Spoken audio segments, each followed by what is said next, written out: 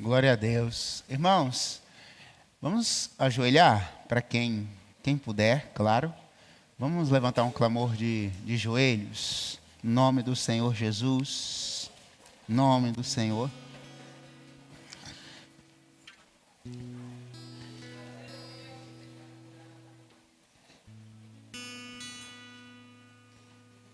Deus não rejeita. Deus não rejeita. Então, no nome do Senhor Jesus, levante um clamor. Levante um clamor por nossa comunidade. Levante um clamor por nossa visão do reino, por nossas células, nossos líderes. Levante um clamor por nossa região. Levante um clamor por nossa cidade. Porque a menor visão de uma comunidade de fé é ganhar sua cidade para a eternidade. Então, no nome de Jesus, levante um clamor agora. Levante, abra sua boca, fale com Deus, peça a Deus. Senhor Jesus, nós estamos prostrados nessa noite, Pai. Nós estamos ajoelhados, Pai, em sinal de reverência, de temor, em sinal, Senhor Deus, de humilhação, de reconhecimento de que o Senhor é grande e nós somos pequenos, em reconhecimento de que a sua santidade é maior e nós somos menores. Nós estamos prostrados, Deus, para reconhecer que Tu és o nosso Deus, Senhor. Pai, nessa noite nós levantamos um clamor, Pai. Um clamor, Deus, sobre a nossa comunidade, sobre esta igreja, Pai, plantada aqui, sobre as nossas vidas. Nós somos a igreja do Senhor, nós somos a noiva do Senhor, sendo adornada, preparada para o grande encontro com o noivo, Pai. Então santifica-nos, purifica-nos, lava-nos, Deus, o nosso olhar, a nossa fala, a nossa vida. Senhor Jesus, para um grande encontro, para vivermos eternamente contigo, Pai. Mas até lá, Senhor Jesus, Deus, capacita-nos, dá-nos, Senhor Deus, uma visão do reino do Senhor, para ganhar, Deus, a nossa cidade para Ti, Pai, para levarmos milhares e milhares e milhares de pessoas para a vida eterna, Pai. Oh Deus, desperta os nossos corações, Pai, para vivermos o que vivemos ali na terça-feira naquela praça, para vivermos o que temos vivido aqui, e quantas celebrações já temos vivido, coisas extraordinárias.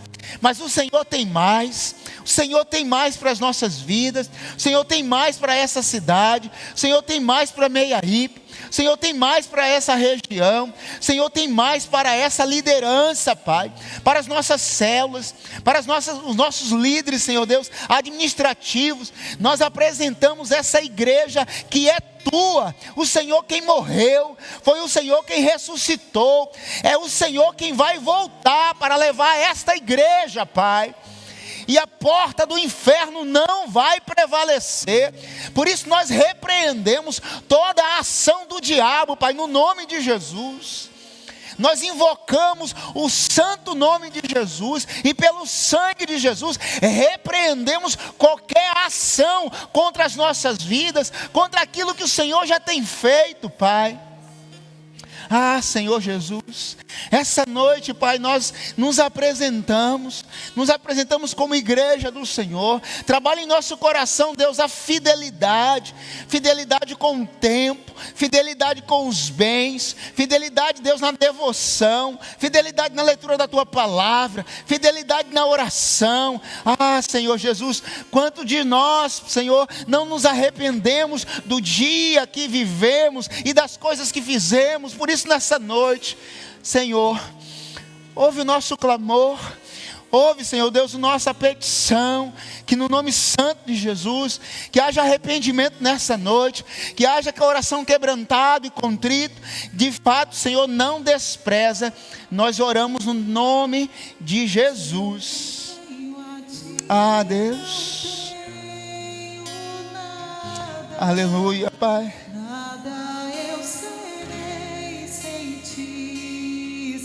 Oh Deus, Oh, Jesus. Tua presença é o que me basta.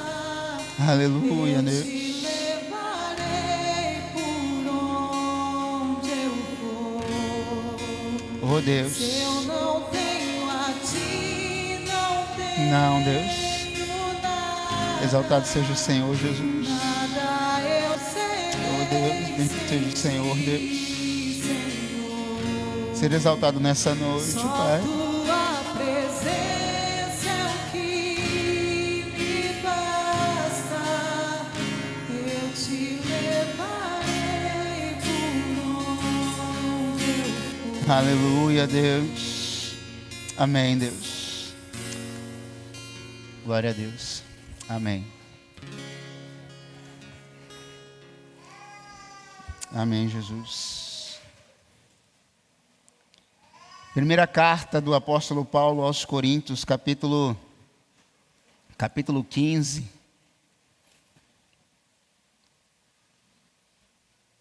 Primeira carta do apóstolo Paulo aos Coríntios, capítulo 15. Estamos em assembleia ordinária. Eu espero uma proposta para darmos continuidade. Proposto e apoiado. Amém, irmãos? Então, demos início à nossa assembleia nessa noite, com a exposição da palavra e logo em seguida com dois assuntos do dia, que é movimento de membros e relatório financeiro. Primeira carta do apóstolo Paulo aos Coríntios, no capítulo 15. Capítulo 15. Amém? O sobrenatural e a eternidade. Como subtema nessa noite, quando a vida vence o túmulo. Irmãos, quero lembrar-lhes que o evangelho que lhes preguei, o qual vocês receberam e no qual estão firmes, por meio deste evangelho vocês são salvos, desde que se apeguem firmemente à palavra que lhes preguei.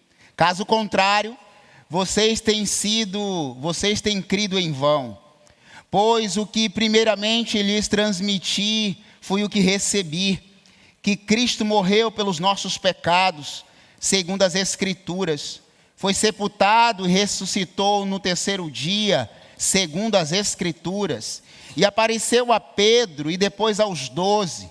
Depois disso, apareceu mais de 500 irmãos, de uma só vez, a maioria dos quais ainda vive, embora alguns já tenham adormecido. Verso 7. Depois apareceu a Tiago e então a todos os apóstolos. Depois desse, apareceu também a mim, como a um que nasce fora do tempo. Pois eu sou o menor dos apóstolos, e nem sequer mereço ser chamado de apóstolo, porque persegui a igreja de Deus. Mas, pela graça de Deus, sou o que sou, e sua graça para comigo não foi inútil. Antes, trabalhei mais do que todos eles. Contudo, não eu, mas a graça de Deus comigo. Portanto, quer tenha sido eu, quer tenha sido eles, é isto que preguemos, e é isto que vocês creram. Ora, se está sendo pregado que Cristo ressuscitou dentre dos mortos, como alguns de vocês estão dizendo que não existe ressurreição dos mortos, 13. Se não há ressurreição dos mortos, nem Cristo ressuscitou. E se Cristo não ressuscitou, é inútil a pregação, como também é inútil a fé que vocês têm. Mas que isso, seremos considerados falsas testemunhas de Deus, pois contra eles testemunhamos que ressuscitou a Cristo dentre dos mortos. Mas se de fato os mortos não ressuscitaram, ele também não ressuscitou a Cristo. Verso 16. Pois, se os mortos não ressuscitaram, nem mesmo Cristo ressuscitou. E se Cristo não ressuscitou, inútil é a fé que vocês têm nele, e ainda estão em seus pecados. Neste caso, também os que dormiram em Cristo estão perdidos. Se é somente para esta vida que temos esperança em Cristo, somos, de todos os homens, os mais indignos de compaixão. Verso 20. Mas, de fato, Cristo ressuscitou dentre os mortos, sendo Ele as primícias, dentre os quais que dormiram. Visto que a morte veio por meio de um só homem, também a ressurreição dos mortos veio por meio de um só homem. Pois da mesma forma como Adão todos morreram, em Cristo todos serão vivificados, mas cada um por sua vez. Cristo o primeiro, depois, quando ele vir, os que lhes pertence. Então virá o fim, quando ele entregar o reino de Deus, o Pai, depois de ter destruído todo domínio, autoridade e poder. Verso 25. Pois é necessário que ele reine até que todos os seus inimigos sejam postos debaixo dos seus pés. O último inimigo a ser destruído é quem? A morte. Porque ele tudo sujeitou debaixo dos seus pés. Ora, quando se diz que tudo lhe foi sujeito, fica claro que isso não inclui o próprio Deus, e que tudo submeteu a Cristo. Quando, porém, tudo estiver sujeito, então o próprio Filho que se sujeitará àquele que a todas as coisas lhe sujeitou, a fim de que Deus seja tudo em todos. 29. Se não há ressurreição, que farão aqueles que se batizam pelos mortos? Se abstenham dos mortos, não ressuscitaram, porque se batizam por eles, também nós, porque estamos nos expondo a perigos o tempo todo. Todos os dias enfrento a morte, irmãos. E digo isso pelo orgulho que tenho de vocês em Cristo Jesus, nosso Senhor. Amém, irmãos? Quando a vida vence o túmulo. Irmãos, eu quero falar que a morte é o maior medo da humanidade, ou ao menos de algumas pessoas. Ela se manifesta não apenas no físico, mas em situação que todos nós sabemos, eterna. Mas a morte também em muitas áreas da vida, em relacionamentos. Quantas pessoas estão mortas fisicamente, espiritualmente e também em seus relacionamentos. Mas a ressurreição de Cristo nos mostra que o túmulo nunca foi o fim, quando Deus, de fato, está presente. O mesmo poder que tirou Jesus da sepultura está disponível para dar vida a todos aqueles que nele crer. Paulo diz no verso 20, mas de fato Cristo ressuscitou dentre os mortos e foi feito as primícias dos homens. Cristo ressuscitou, irmãos. A eternidade, ela é possível para aqueles que creem nesse princípio. Tinha uma discussão entre essa igreja de que não havia ressurreição, não existia a ressurreição dos mortos. Paulo vem e combate isso dizendo, olha, se não tem ressurreição dos mortos, então o que nós estamos pregando é inútil, é uma falácia, é uma mentira. Então não adianta vocês crerem em nada se de fato não há ressurreição. O que Paulo está querendo provar com esta tese nesse capítulo, não é só a ressurreição em Cristo Jesus.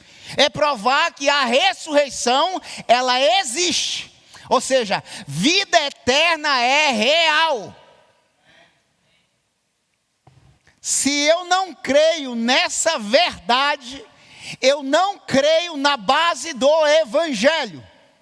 Por isso que ele começa esse capítulo dizendo: irmãos, eu quero lembrar a todos vocês que o Evangelho que preguei, o qual vocês receberam e estão firmes, desse Evangelho vocês foram salvos, desde que permaneçam firmes naquilo que eu preguei. E o que foi que Paulo pregou?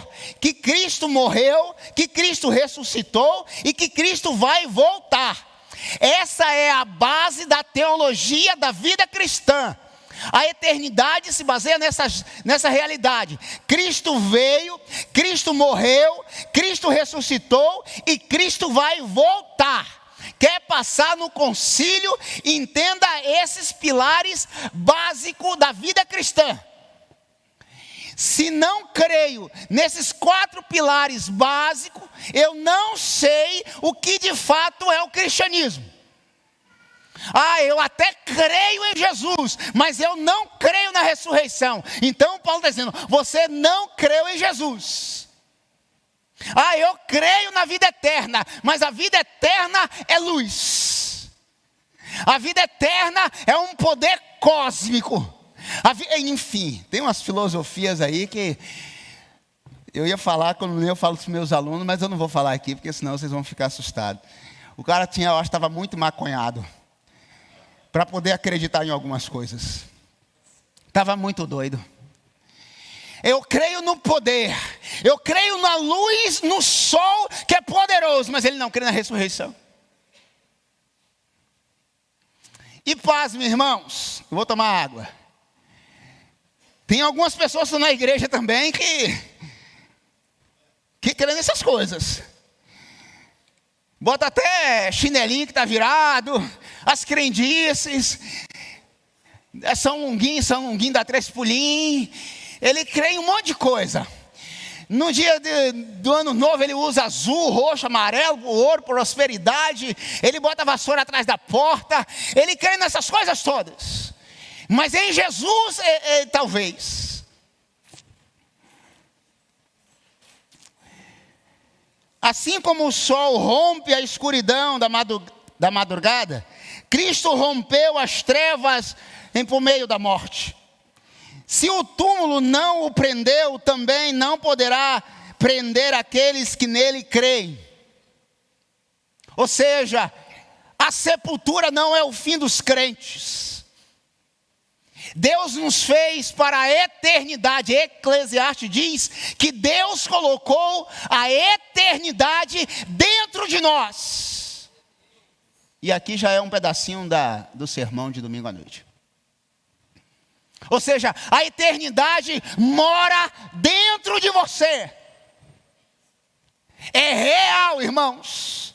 Aquelas máximas da filosofia, de onde eu vim, para onde eu vou, eu sei de onde eu vim, eu sei para onde vou e sei em que momento eu estou da história. Eu preciso saber disso. Você que vive o Evangelho, você precisa entender que a ressurreição é real, que Cristo morreu, que Ele ressuscitou e Ele vai voltar. Tão certo como vivo estou agora, essa verdade é absoluta. Assim, mas o que realmente acontece quando a vida vence o túmulo? Vamos olhar à luz desse texto e responder a esta pergunta com alguns princípios, 25 precisamente. Primeiro, quando a vida vence o túmulo, a fé ganhou ou ganha fundamento. Coríntios verso 14 diz: e se Cristo não ressuscitou, logo é vã a nossa pregação e também é vã a nossa fé. Primeiro princípio de quando a vida vence o túmulo é que a fé ganha um fundamento. A fé faz sentido. A fé passa a ser uma verdade na prática. A fé não é só uma teoria de uma ideia. A fé passa a ser real na minha vida. Diz o texto: se Cristo não ressuscitou, logo é vã a minha pregação, e também é vã a minha fé. Mas se Ele ressuscitou, agora ela faz sentido. Assim, irmãos, a sepultura não pode deter a vida. 7 palmos pode deter o corpo, porque veio do pó, e ao pó ele vai retornar. Mas aquilo que é de Deus, a eternidade que gera, que está dentro de nós, vai voltar para Ele. E na verdade a palavra de Deus nos diz que Ele está preparando um lugar para todos nós.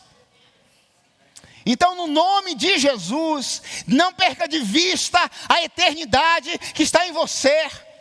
A sua fé tem que fazer sentido. A minha fé, ela não pode ser só abstrata, ela tem que ser real, ela tem que ser prática, ela tem que ser fundamento. Ela tem que ser a base, porque a fé é o firme fundamento das coisas e que eu não vejo. Eu não preciso ver para crer. A fé faz sentido quando de fato eu creio, mesmo sem ver. Mas o texto nos diz que algumas pessoas tiveram o privilégio de contemplar Jesus pós-morte. O texto nos diz, verso 5, apareceu a Pedrão, que privilégio. Depois de ter negado Jesus, depois de ter amaldiçoado, Jesus aparece a Pedro. Paulo diz na sua narrativa ainda, verso 5, depois aos 12. Mas aí o verso 6, depois disso apareceu para mais de 500 irmãos. Que privilégio, irmãos. Eles tinham uma fé de que Cristo iria ressuscitar. Mas essa fé foi real quando eles contemplaram Jesus. Viram Jesus. Pedro, os 12, 500 irmãos. E o texto continua dizendo, e Tiago. Paulo continua dizendo, e depois a mim, Paulo, que fui gerado fora do tempo, fora do ventre. E ele chega a dizer, verso 9, eu sou o menor dos apóstolos, melhor, eu não sou digno de ser chamado apóstolo, porque ele traz um peso no coração. Eu persegui a igreja do meu Salvador, que ressuscitou e apareceu a mim em caminho em Damasco, quando eu ia perseguir a igreja. Ele teve o privilégio, irmãos, de ver Jesus. Assim, a vida vence o túmulo quando a fé é fundamento. Muitas pessoas vivem sua fé como quem constrói uma casa na areia.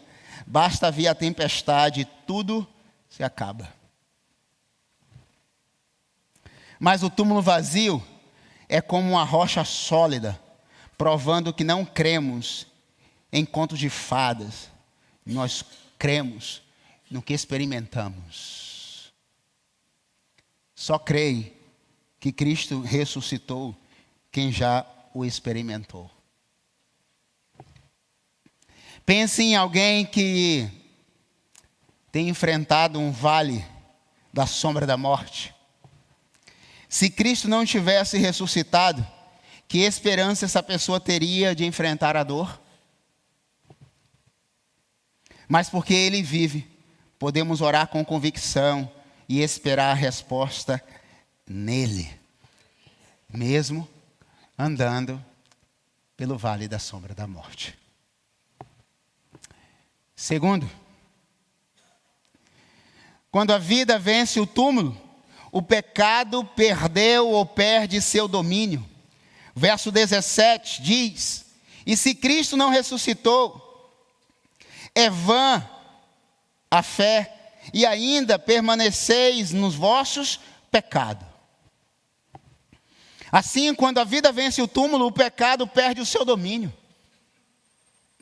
Porque se Cristo não ressuscitou, o pecado domina. O pecado reina. O pecado é como correntes pesadas amarrando os pés, nos impedindo de caminhar.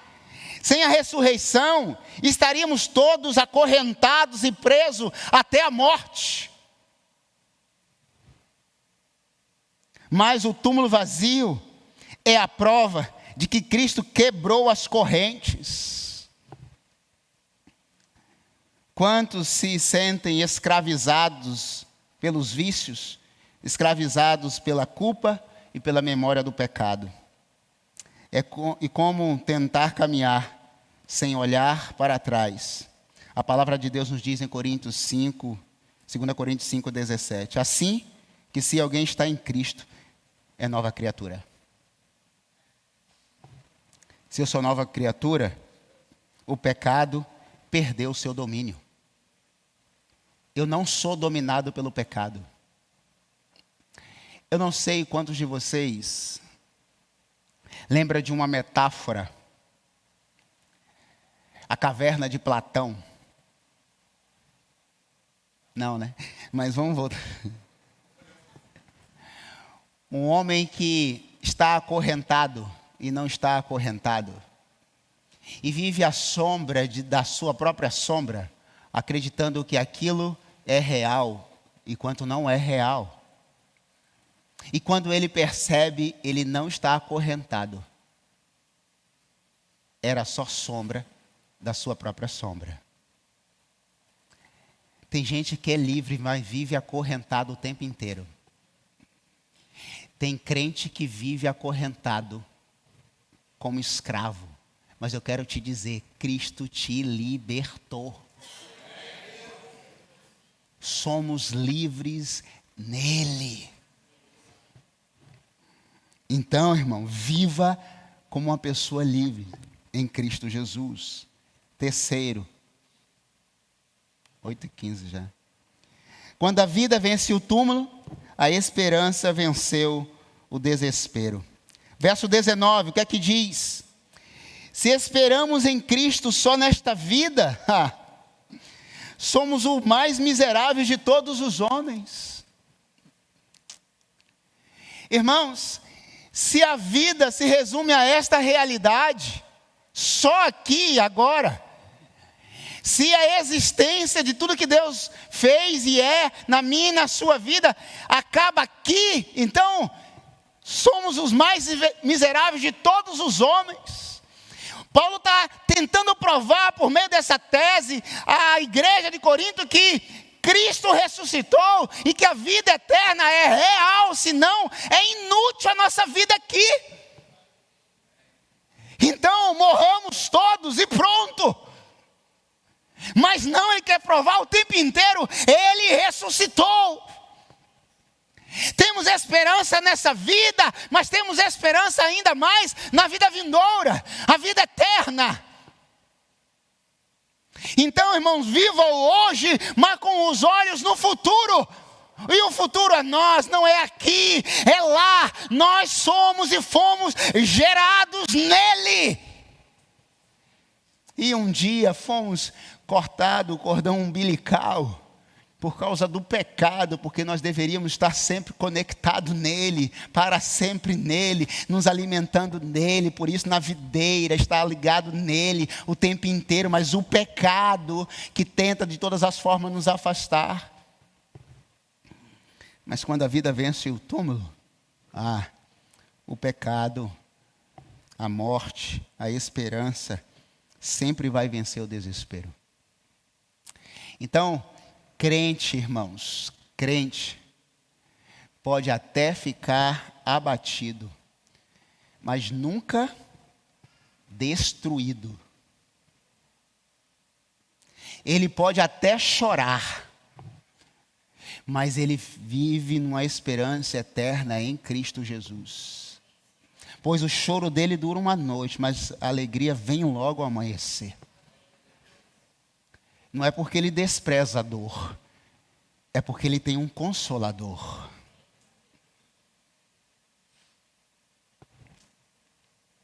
Por fim, graças a Deus, Quando a vida vence o túmulo, a morte perdeu ou perde a sua vitória. Verso 21 e 22, acompanha aí. Porque assim como a morte veio por um homem, também a ressurreição dos mortos veio por um homem.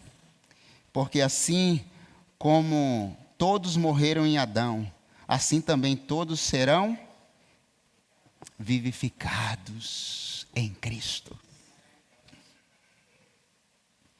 Vida, irmãos. A morte não pode deter os filhos de Deus. Ó morte, onde estás? Não pode. Cristo venceu a morte. E nós também podemos vencer. Na verdade, já vencemos. Para aqueles que creem. Porque tem pessoas que creem, mas não creem. Quantos aqui querem ir para o céu? Ei, glória a Deus, aleluia. Quantos que querem morrer agora?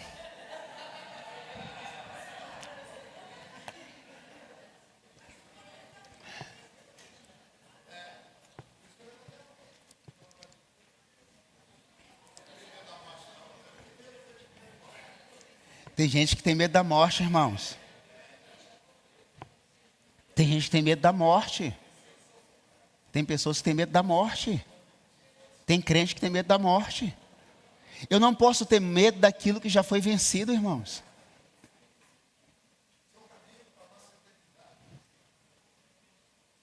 Eu não tenho medo da morte. Paulo chega a dizer que é lucro. Ó! Quem morre em Cristo é lucro.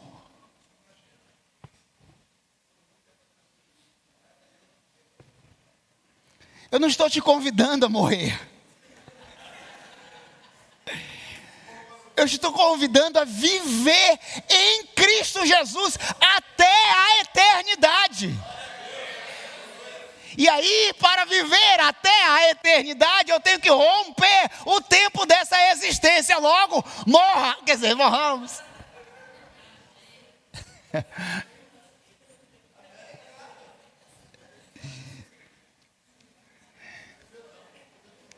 Irmãos. Tiago, Tessalonicenses 4,16 diz: os que dormem em Cristo ressuscitarão primeiro. Eu gosto muito dessas versões. Os que morrem, não os que dormem.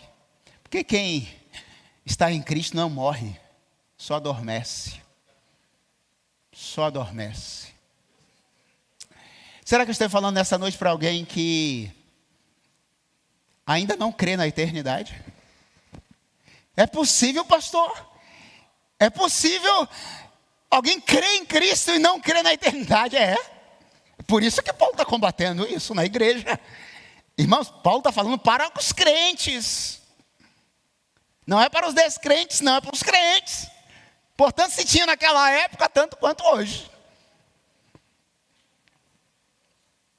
Por isso que os crentes vivem nas crendices. Deus está te convidando nessa noite a vencer o túmulo. E aí, por fim, graças a Deus, agora por fim mesmo, quando a vida vence o túmulo, a eternidade foi inaugurada. Glória a Deus, irmãos. O que é que diz o verso 20? Mas de fato, Cristo ressuscitou dentre os mortos. E o quê? Foi inaugurado, irmãos. Primeiro, Ele inaugurou, Ele venceu, Ele está à direita de Deus, Ele intercede por nós, Ele está preparando um lugar, João capítulo 14, para todos nós. Aposento, uma casa, uma mansão, não sei o que. Pode ser um casebre, mas desde que tem o meu lugar lá, eu quero estar lá.